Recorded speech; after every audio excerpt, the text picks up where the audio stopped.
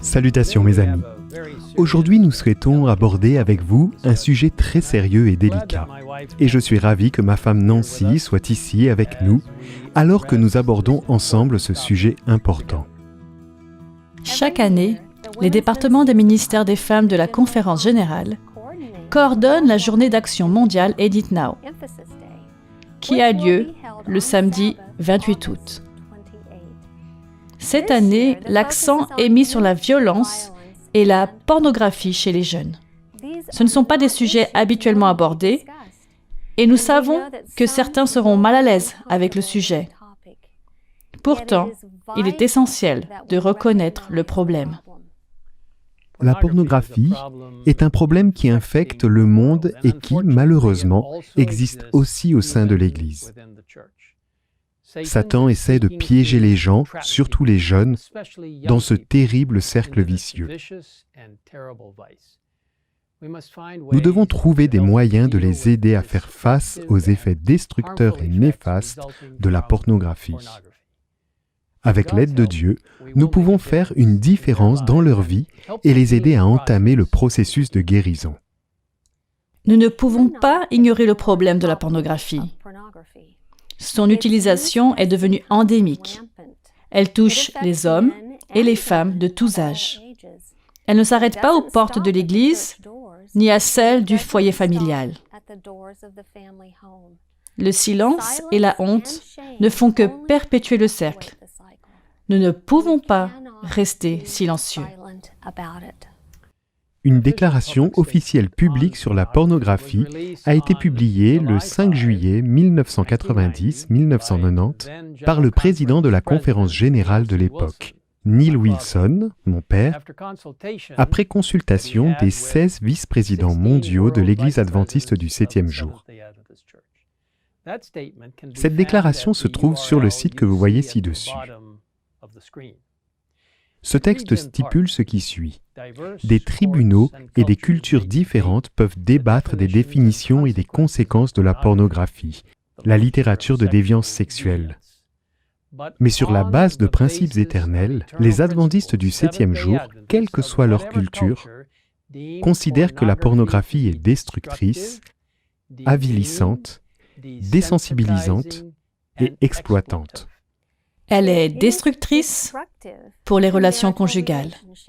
Elle renverse le dessein de Dieu qui veut que mari et femme s'attachent si étroitement l'un à l'autre qu'ils deviennent symboliquement une seule chair, comme mentionné dans Genèse 2, verset 24.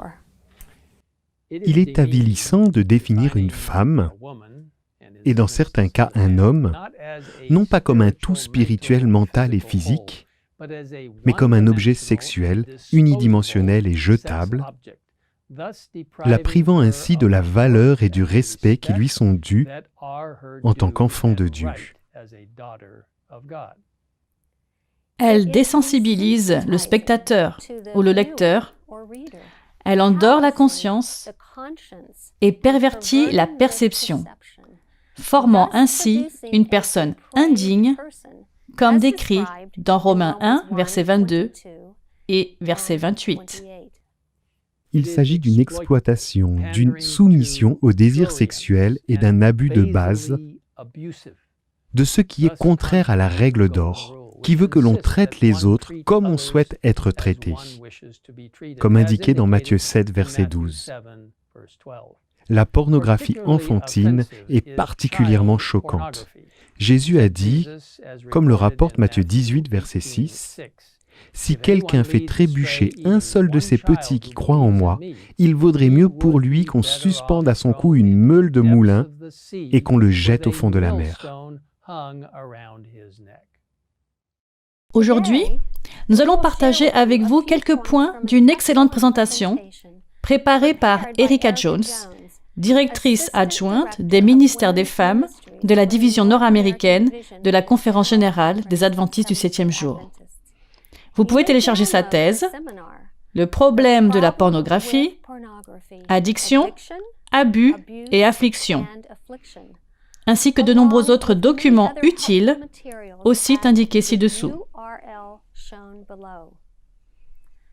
L'utilisation de la pornographie n'est pas un problème mineur.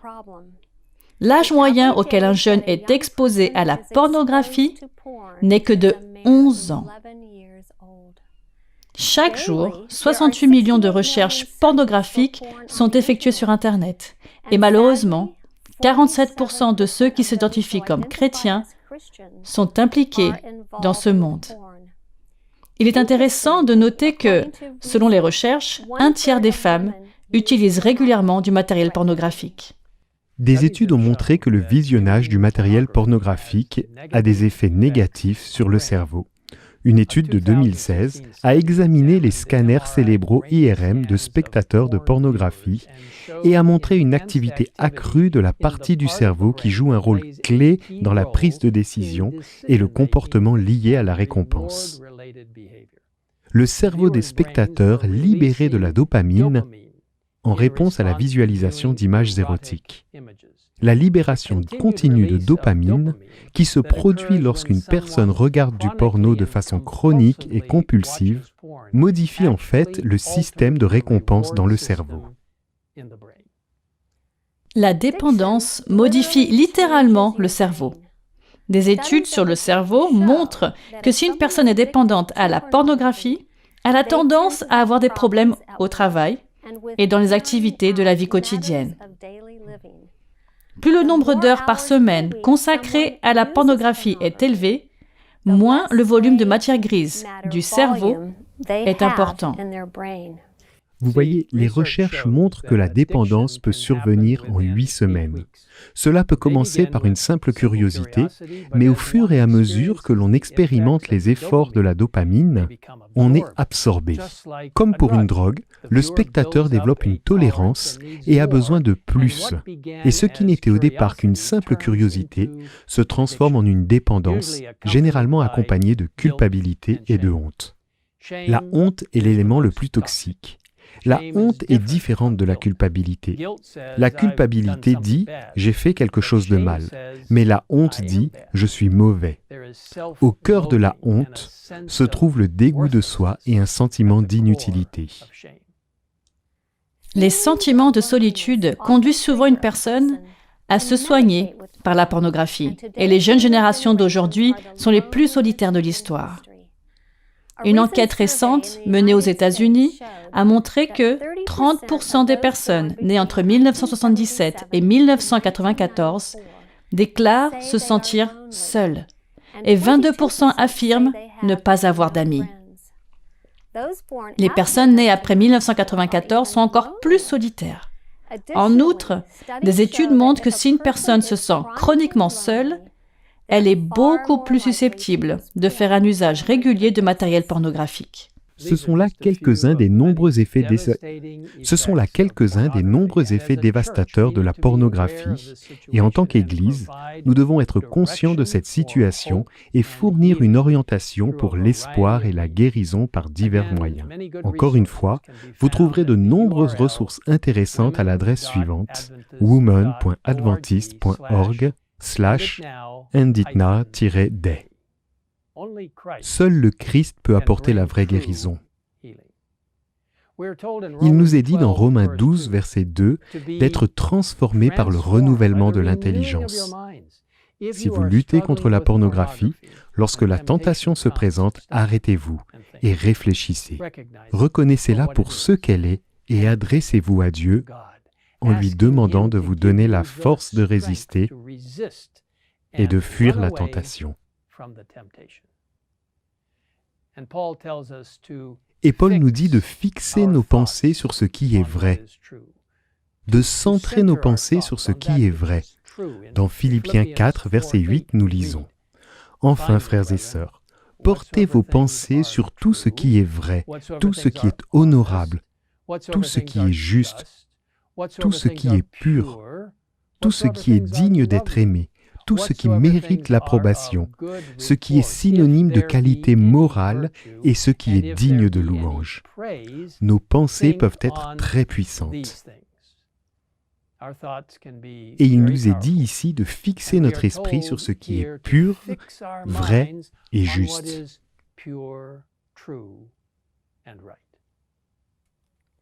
Si vous êtes aux prises avec une dépendance à la pornographie, il n'y a aucune honte à demander de l'aide. Pour guérir, il faut reconnaître le problème, l'identifier par son nom et trouver la guérison dans la grâce de Dieu. Pour terminer, j'aimerais partager avec vous une promesse très encourageante de l'esprit de prophétie. Si vous avez le sentiment d'être tombé trop bas pour que le Seigneur puisse vous sauver, cette promesse s'applique tout particulièrement à vous. Aucune personne n'est si basse, si corrompue et si vile qu'elle ne puisse trouver en Jésus, qui est mort pour elle, la force, la pureté et la justice, si elle veut se débarrasser de ses péchés, cesser sa course à l'iniquité et se tourner de tout son cœur vers le Dieu vivant. Il attend de les dépouiller de leurs vêtements, souillés et pollués par le péché, et de les revêtir des robes blanches et éclatantes de la justice. Il les invite à vivre et non à mourir. En lui, ils peuvent s'épanouir. Mes amis, je vous invite à lui tendre la main aujourd'hui, chacun d'entre nous. Prions ensemble. Père Céleste, nous te remercions d'être la source de toute force pour vaincre le péché de nos vies. Lorsque la tentation arrive, aide-nous à nous tourner vers toi immédiatement, car la tentation n'est pas un péché de notre part, mais le fait de céder à la tentation l'est. Et ainsi, Seigneur, nous nous remettons entre tes mains, demandant la force de résister à la tentation.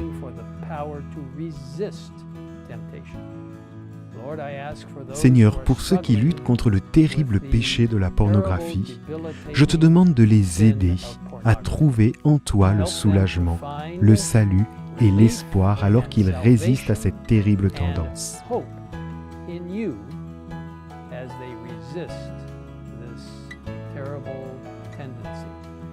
Seigneur, aide-les à réaliser qu'ils ne sont jamais hors de ta portée, à moins qu'ils ne se coupent complètement de toi.